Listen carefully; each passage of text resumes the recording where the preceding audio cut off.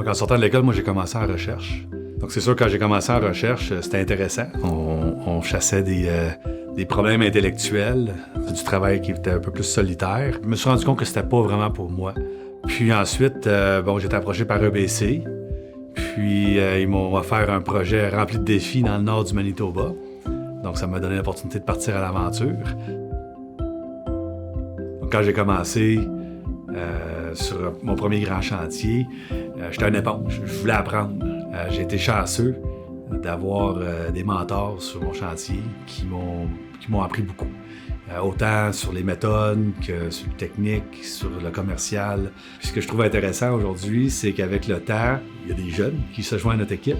Puis, ils me posent les mêmes questions que moi je posais quand j'ai commencé chez EBC. En vieillissant, en ayant plus d'expérience, c'est plaisant parce que ça se fait naturellement quand j'arrive à partager mes connaissances avec mes collègues, les autres ingénieurs avec qui je travaille.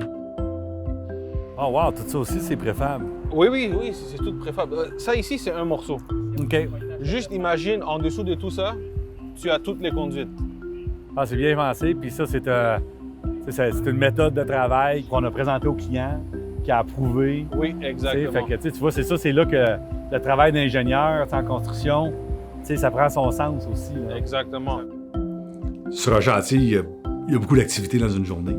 Moi, je m'assure que tous les problèmes sont gérés. Puis, sur un chantier, il y en a beaucoup des problèmes. La plupart de mon temps, c'est gérer ces problèmes-là, trouver des solutions.